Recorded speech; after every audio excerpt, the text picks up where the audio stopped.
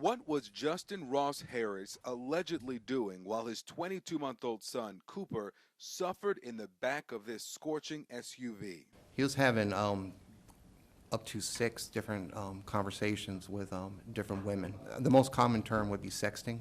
Stunning claims of raunchy text messages, suspicious internet searches, and a plan to kill his son. Evidence is showing us right now that he's got this whole second life that he's living with alternate personalities and alternate personas. Harris sat shackled and sullen as Detective Phil Stoddard with the Cobb County Police Department detailed X-rated messages allegedly exchanged the day Cooper died, including with a then 16-year-old girl. Were photos being sent back and forth between these women and the defendant during this day while the child's out in the car? Yes, there were photos of his exposed penis, erect penis being sent. There were also photos of women's breasts being sent back to him. No visible reaction from the 33-year-old's wife, Leanna Harris, who sat with her family and supporters in the packed courtroom. He was a loving father. He loved his son very much. We went on family vacations together, and he was a good dad.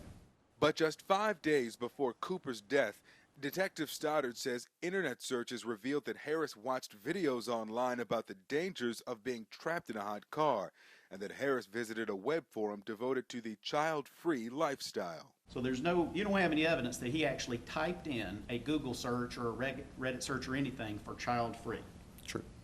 We're getting so far afield from the events of June the 18th. This has got nothing to do with those events whatsoever. The status of his marriage and his fantasy life has got nothing to do with the events of June the 18th. We're just getting so far afield, Judge. This isn't relevant to anything. Judge, this goes to his state of mind in the 2 weeks leading up to the death of this child. So this occurred within 2 weeks? Yes, Your Honor. Overrule the objection. The detective also testified the couple had financial problems and took out life insurance policies on Cooper. They had 2 policies on Cooper. The first policy was a $2,000 policy through the Home Depot. Now, the second one, was this something that they got back in 2013? Yes, November 2012 is when he signed up for it. Okay. And was this something that you still had at the time of the child's death? That is correct. And how much was the policy? It was a $25,000 policy.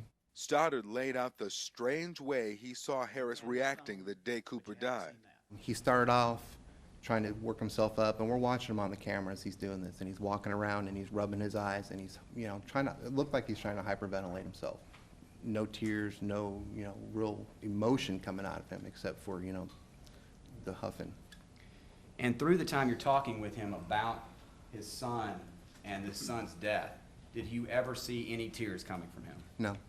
Even more bizarre, how witnesses say Leanna Harris reacted at the daycare when she was told that Cooper was never dropped off. And in front of several witnesses, all of a sudden she states, Ross must have left him in the car. And they're like, what? There's no other reason. No other explanation, excuse me. Ross must have left him in the car.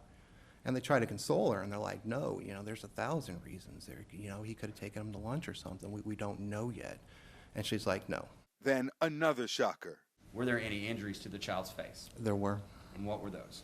The way it's explained, there were several marks on the child's face. It would have come from the child or a scratch being made while the child was alive, and then not healing, not scabbing over or anything like that, and just soon after he passed away.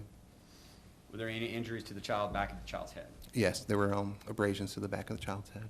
After 3 hours of stunning testimony, Judge Frank Cox denied Harris bond, the defense maintaining.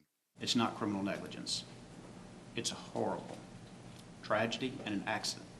Victor Blackwell, CNN, Marietta, Georgia.